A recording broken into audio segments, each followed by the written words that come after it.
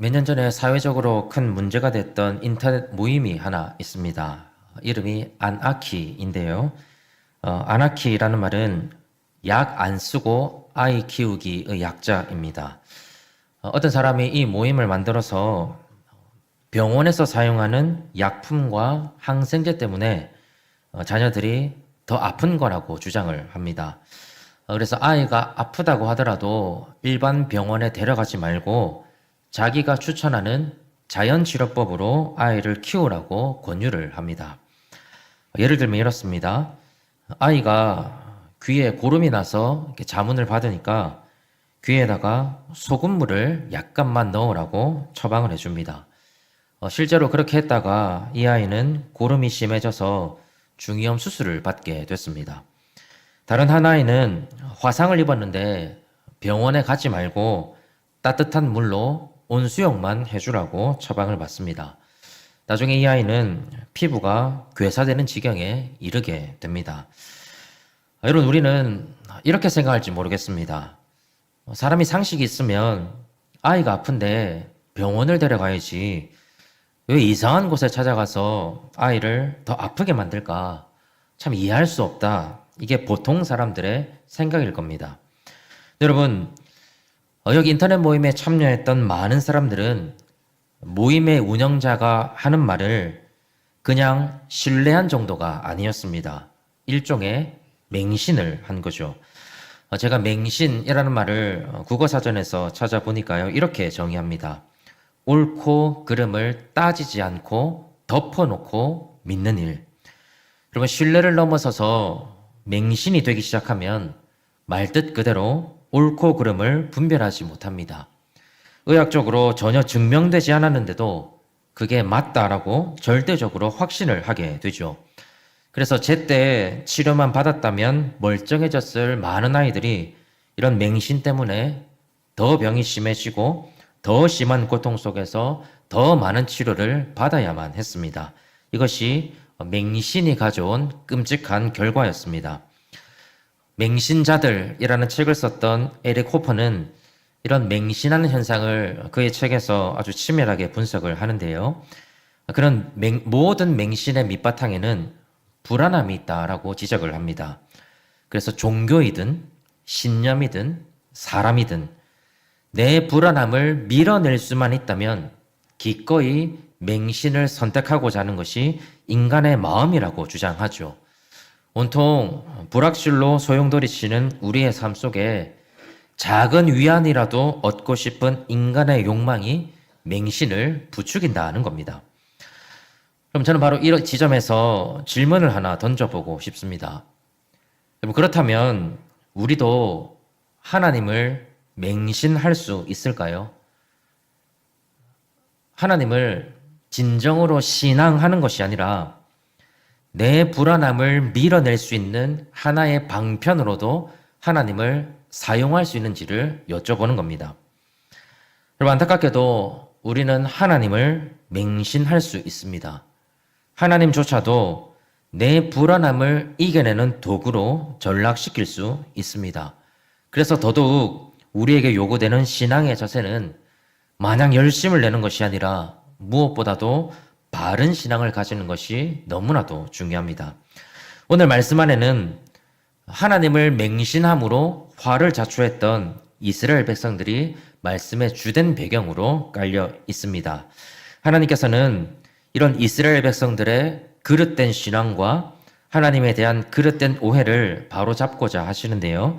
그래서 오늘은 범위가 조금 넓기는 하지만 언약궤가 귀환하는 이 과정을 살펴보면서 하나님께서 말씀하시는 참된 신앙은 무엇인지 같이 한번 살펴보면서 은혜를 나누려고 합니다. 자, 오늘 말씀의 시작은 사무엘상 4장으로 거슬러 올라갑니다. 이스라엘과 블레셋이 전쟁을 치르는데 첫 전투에서 이스라엘의 군사가 4,000명이 죽는 그야말로 참패를 하게 됩니다. 그러자 이스라엘이 두려운 마음으로 가득 차기 시작합니다. 전쟁에서 이길 수 있다는 확신에 서지 않고 이대로 가다가는 꼼짝없이 패배할 것 같은 불안함이 찾아옵니다. 그래서 이들이 취하는 행동이 무엇이냐면 실로에 있던 여호와의 궤를 전쟁터로 가져오려고 합니다. 여러분, 이스라엘 사람들이 왜 이런 생각을 하게 됐을까요? 어찌 보면 굉장히 단순한 생각이죠. 전쟁터에 여호와의 궤를 모셔오기만 하면 하나님께서 이 전쟁에 반드시 함께 하실 것이고, 그러면 패배로 기울어져 가는 이 전쟁을 승리로 이끌 수 있겠다라고 하는 맹신을 하게 됩니다. 여러분, 신뢰가 아닙니다. 맹신이었습니다. 지금 이스라엘 사람들에게는 하나님께서 정말 여호와의 궤를 전쟁터로 가져가라라고 말씀하셨는지, 그렇게만 하면 승리를 허락해 주겠다고 약속하셨는지, 그건 이미 중요하지가 않습니다. 극한의 두려움과 불안함이 도화선이 되어서 맹신이라는 불이 붙어버렸기 때문입니다. 여러분, 잘 한번 생각해 보십시오. 하나님은 무소부재하십니다. 굳이 궤를 통해서만 임재하시는 분이 아니죠. 하나님은 궤에 갇혀 계시는 분이 아닐 뿐더러 궤는 그저 하나님의 임재를 상징하는 하나의 도구에 불과할 뿐입니다. 그런데도 이스라엘은 여호와의 궤가 곧 하나님인 것처럼 맹신하면서 마치 전쟁터에 함께하지 않았던 그 하나님을 극진하게 모셔오듯이 여호와의 궤를 가져옵니다.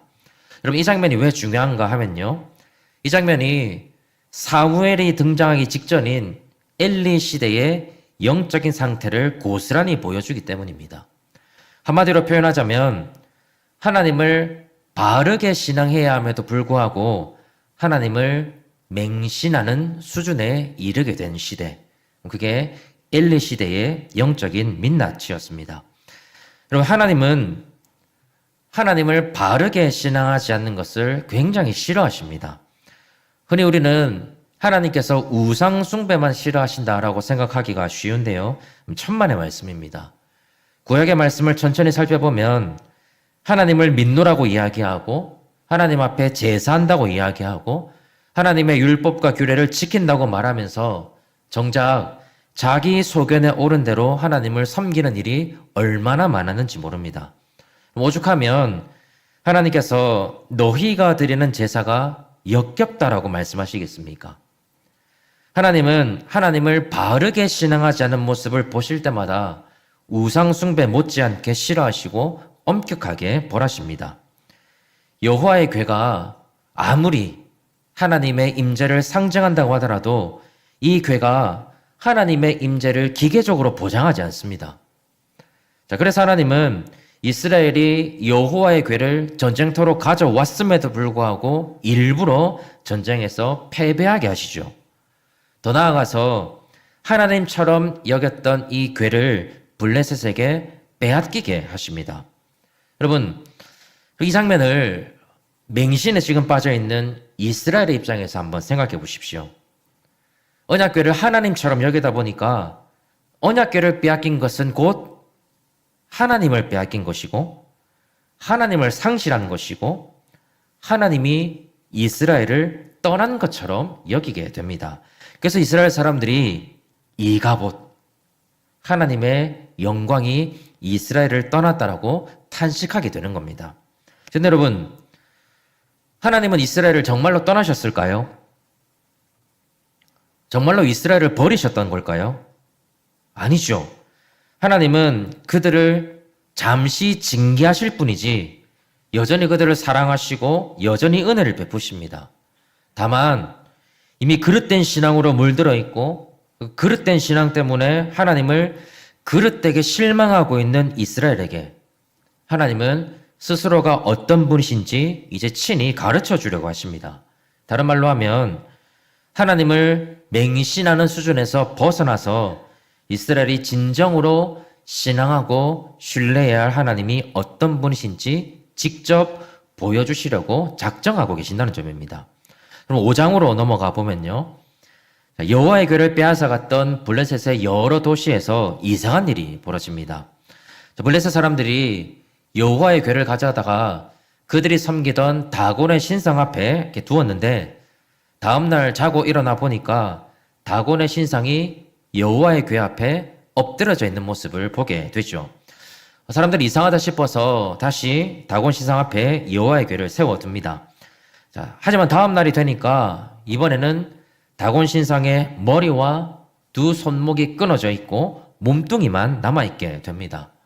그것뿐만이 아니라 궤를 옮겨두었던 아스돗이라는 지역에 독한 종기가 발생을 해서 여러분 이 종기가 얼마나 심각했냐면 이 종기 때문에 아스돗 지역이 망하게 되었다라고 기록을 하고 있죠.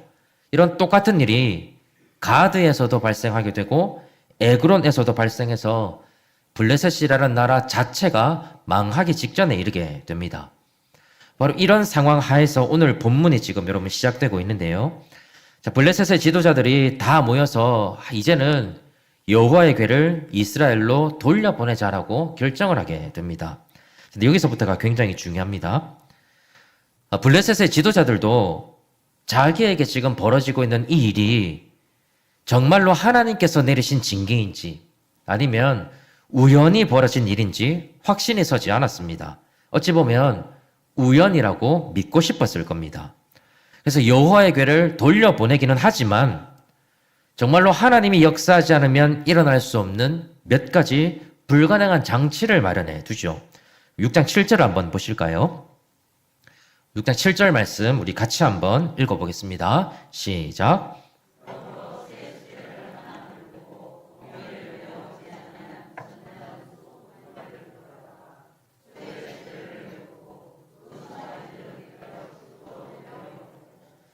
자, 첫 번째로 블레셋이 꾀를 내었던 불가능한 상황은 한 번도 멍에를 메어보지 못한 소가 멍에를 매도록 하는 겁니다. 여러분, 길들여지지 않은 말 위에 사람이 올라타면 어떤 일이 벌어집니까? 가만히 있나요? 말이 펄쩍펄쩍 뛰면서 등 위에 있는 사람을 떨쳐내려고 할 겁니다. 사람이 무엇인가 속박당하는 걸 싫어하는 것처럼 동물들도 속박당하는 것을 굉장히 싫어합니다. 멍에를 매는 소도 마찬가지죠. 송아지 시절부터 멍에에 길들여지지 않는 한 자기 위에 그것도 엄청난 무게의 멍에가 지워지는 걸 단번에 받아들이는 소는 이 세상에 존재하지 않습니다. 당연히 멍에를 매지 않으려고 할 것이고 매어둔다고 해서 똑바로 걸어갈 리도 만무합니다. 어떻게든 멍에를 벗어버리려고 할 겁니다. 여러분 이것이 블레셋 사람들이 예상하고 기대했던 바입니다. 두 번째로 블레셋이 꾀를 내었던 것은 저진하는 암소에게 멍에를 매게 했다는 점입니다. 여러분 저진한다는 말은 무슨 뜻입니까?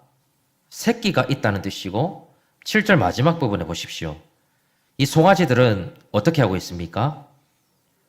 떼어서 어미와 떼어서 집으로 돌려보냈다라고 기록을 하고 있죠. 그럼 다들 아시는 것처럼 사람에게만 모성애가 있는 것은 아닙니다. 동물들도 본능적으로 자기 새끼를 보호하고 기르고 먹이죠. 그럼 심지어 자기 새끼를 보호하기 위해서라면 맹수에게도 덤벼드는 장면을 우리는 심심치 않게 볼 수가 있습니다. 특히 저진한다는 말은 송아지들이 아주 어린 새끼들이라는 말이고 암소는 본능적으로 젖을 먹이지 않으면 이 송아지들이 죽을 수 있다는 것을 알고 있습니다. 여러분 이런 상황에서 암소가 멍에를 메고 어디론가 곧장 간다라고 하는 것은 상식적으로도 그렇고 이치적으로도 전혀 맞지 않는 이야기입니다. 또 있습니다.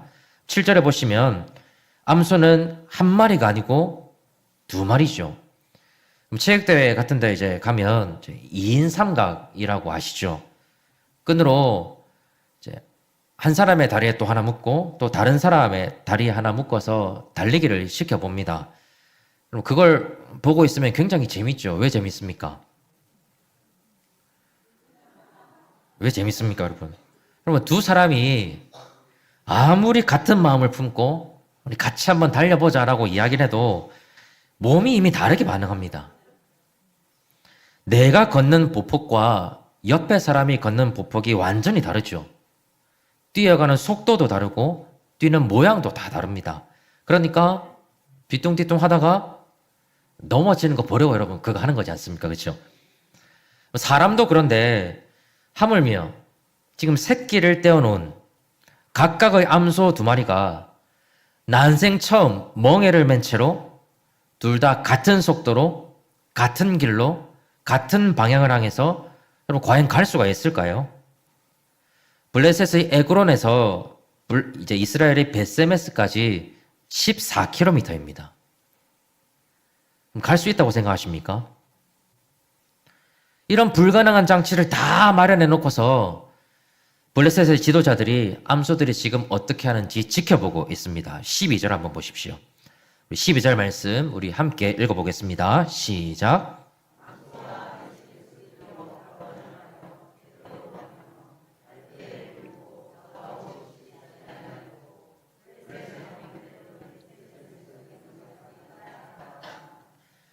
암소들은 블레셋 사람들이 기대했던 것과는 전혀 다른 행동을 보이고 있습니다. 당연히 암소가 멍에를 벗어버리려고 하고 자기 새끼를 찾아 울면서 미친 듯이 돌아다니고 그래서 한 발자국도 움직이지 못한 채로 엉망이 돼버려야 정상인데 12절에는 어떤 일이 벌어지고 있습니까? 한 번도 멍에를 메어보지 못한 암소들이 멍에를 맨 채로 누가 가르쳐주지 않았는데도 베세메스의 길로 바로 갑니다. 그것도 14km나 되는 먼 길을 울지도 않고 좌로나 우로나 치우치지도 않고 오직 베세메스를 향해서 곧장 가고 있습니다. 여러분 이게 우연일까요? 이게 현실에서 일어날 수 있는 일입니까? 아닙니다.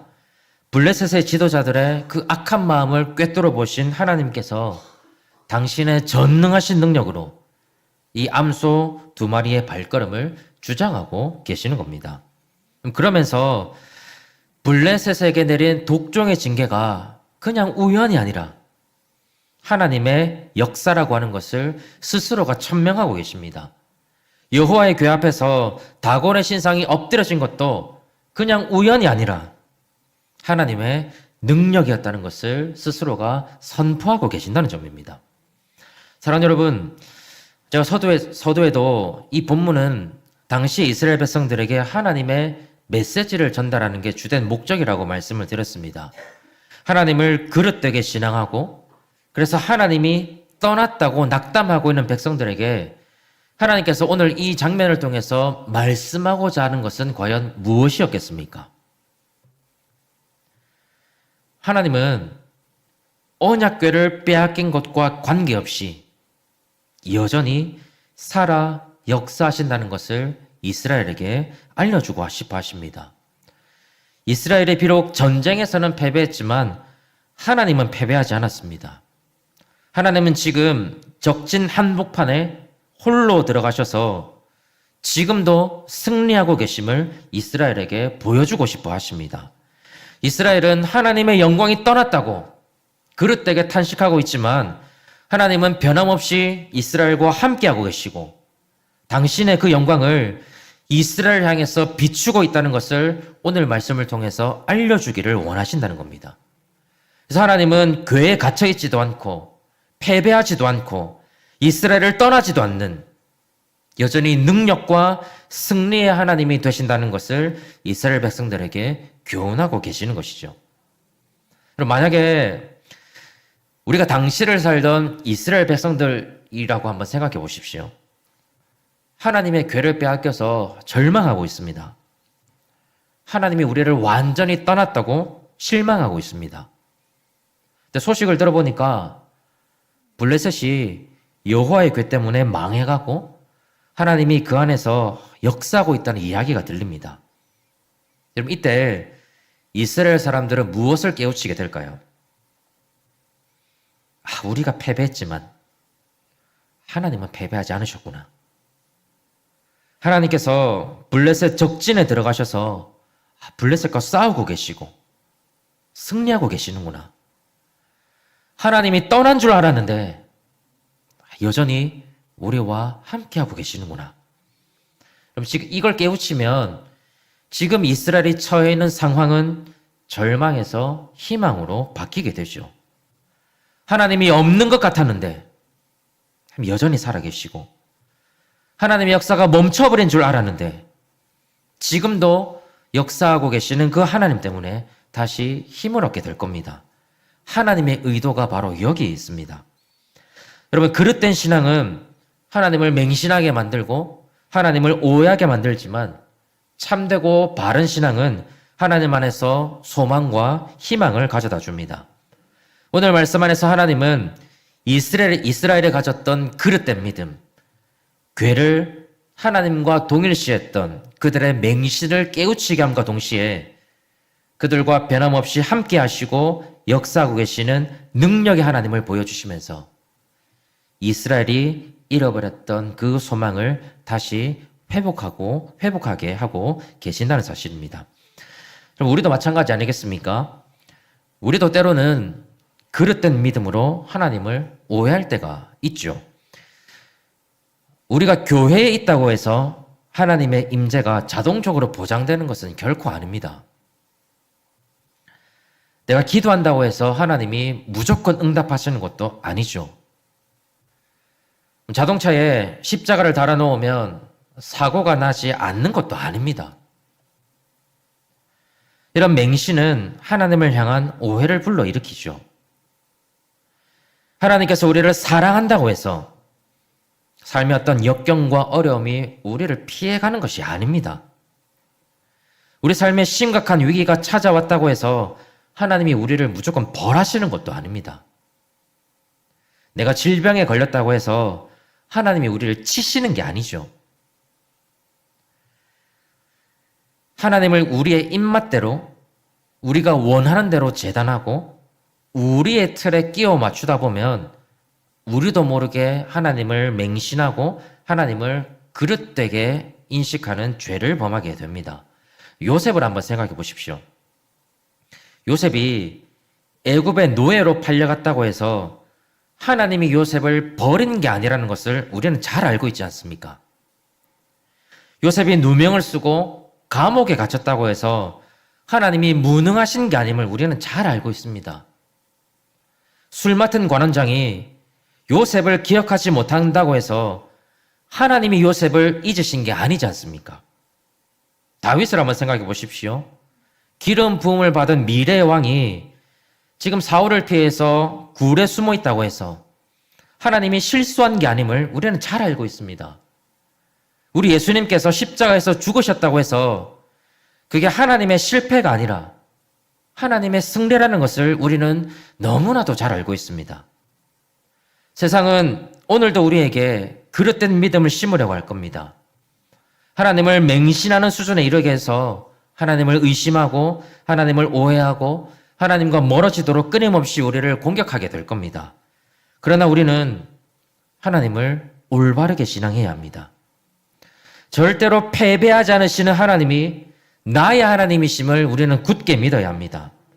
감히 상상할 수 없는 전능한 능력으로 우리를 인도하시고 내 삶의 결과물과 관계없이 우리에게 은혜를 베푸시는 그 하나님을 우리는 믿음으로 고백해야 합니다. 우리 하나님은 우리를 잠시 징계할 수는 있지만 우리를 싫어하지 않으시고 멀리하지도 않으시고 우리를 당신의 날개 그늘 아래로 모아주시는 선하고 인자하신 하나님이십니다. 뿐만 아니라 실수하고 실패하고 연약하고 너무나도 부족한 당신의 백성들이지만 다시 우리에게로 돌아오기를 원하시는 우리를 극진히 사랑하시는 하나님이 되신다는 점입니다. 제가 이번에 아프고 시술도 받으면서 저도 사람이기 때문에 낙담까지는 아니겠지만 낙담은 아니지만 납득은 되지 않았습니다. 여러분, 신앙이 인과응보가 아니라는 걸 제가 오늘도 지금 침 튀겨가면서 설교하고 있지만 저도 모르게 하나님, 제가 뭘 그렇게 잘못했습니까? 내가 뭘 그렇게 잘못했다고? 이런 생각이 듭니다. 솔직히 원망스러울 때도 있죠. 이렇게 돌이켜보면 뭔가 제 인생이 꺾이는 것 같고 한 박자 쉬어가는 것 같고 남들은 지금 힘차게 달려가고 있는 것 같은데 나만 멈춰 서 있는 것 같은 그런 느낌을 받을 때가 분명히 있습니다. 제가 설교를 준비하면서 저 역시도 하나님을 바라보는 시선이 뒤틀려 있다는 걸 느끼게 됩니다. 그래서 여러분 마음을 고쳐 먹으려고 지금 부단히 노력 중입니다. 하나님은 절대로 실수하지 않는다는 것. 하나님은 능력으로 충만한 전능하신 하나님이라는 것. 하나님 절대로 우리를 떠나시지 않는다는 것. 언약궤가 돌아오는 것처럼 우리에게로 늘 돌아오기를 원하신다는 것. 그런 본질적인 하나님의 마음을 놓치지 않고 살아가는 것이 우리가 맹신 대신에 회복해야 할 올바른 신앙인 줄 믿습니다. 여러분 꼭 기억하십시오. 우리 하나님 살아계십니다. 우리 하나님 역사하십니다. 하나님께서 우리를 선한 길로 인도해 나가실 것입니다. 우리 교회를 이끌어 가시고 영광이 떠나는 게 아니라 우리가 하나님의 영광이 되도록 우리를 빚어 가실 줄 믿습니다. 이 마음이 우리에게도 필요하지 않겠습니까? 이 시간에 간절히 소망하는 것은 이 자리에 계시는 모든 분들이 하나님을 향한 헛된 맹신이 아니라 크고 위대하신 하나님을 향한 참된 믿음을 소유하시고 그 하나님이 주시는 위로와 소망 가운데서 이 험한 세상을 살아가는 동안 하나님과 동행하시고 언제나 승리하면서 살아갈 수 있는 귀하고 복된 하나님의 사람들 다 되시기를 주님의 이름으로 간절히 축복합니다.